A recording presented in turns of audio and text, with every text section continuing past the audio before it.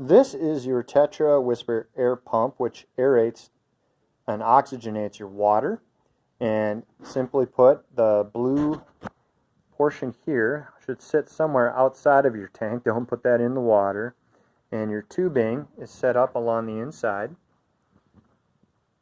The two pieces go to a T connector here with a third component running out. That's the length of the hose that will go into the interior of your aquarium, where your oxygenated bubbling will take place along this barrier here.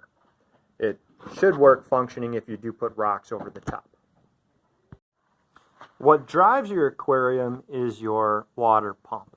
And we have a Supreme AquaMag magnetic drive water pump, which comes as follows. Here is your main casing and unit. And this has about a 6-foot, 8-foot cord to it, again, outside of the aquarium. This will sit along the bottom of your aquarium. This hose, here's your input valve. This is a filter, which you may have to pull out and clean multiple times, especially as things pass and as waste accumulates. But that sits right over, kind of like a microphone boom. And here's your output valve, which I'll show you how to assemble later on. But again, this sits along the bottom. This moves water into your cooling system and the like. This is your water filtration system. I haven't purchased any cartridges yet, but this is a 75-gallon filter, and your cartridges will slip in along the sides here. And here's your connector hose, which I'll show you how to assemble momentarily. But this sits along the top of your aquarium, and the tube attaches as follows, and this will sit towards the bottom. Sometimes I'll put a nylon piece here and cinch it with a rubber band so things don't get sucked up into it, too much debris. But if you find that your filter is flowing slowly, I've had to remove that nylon stocking and also replace my cartridges, typically 2 or 3 times during our trout raising process. I'll show you how that assembles too as we get to the tank.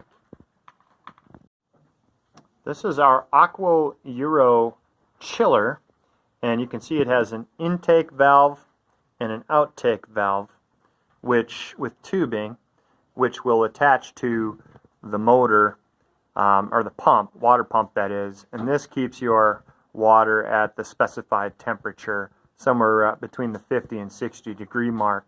I've had good success around 51 to 52 degrees. Of course, the warmer your water, the quicker your trout will grow, but you also will accelerate the growth of different bacteria and the like. So cooler tends to be better. Quick side note. I highly recommend that you test your chiller with your pump before putting it in the aquarium, and really test and make sure that your seals are tight, because this will make a mess of things. Hi, welcome.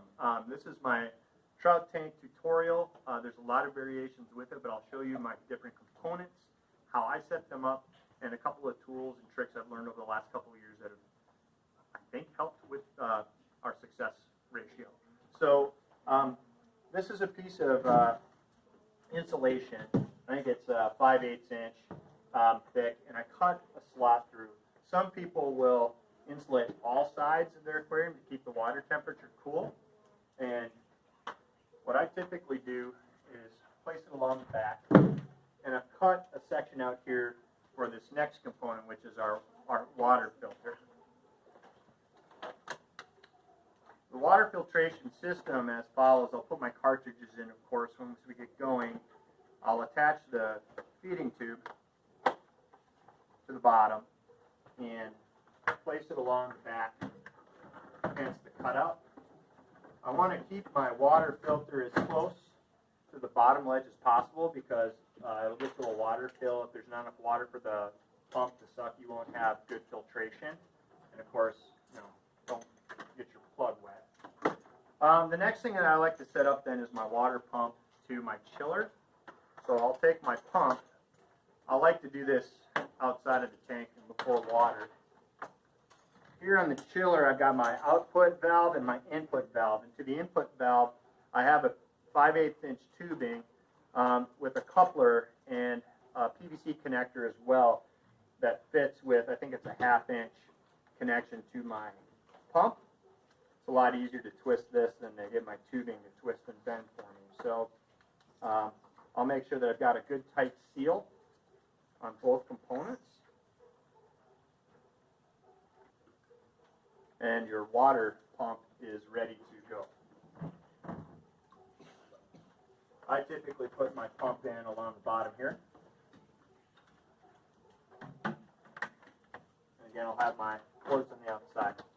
Tubing to get it where you'd like, and find a place to set it along the top, which I'll adjust later. But those are all the components to plug in.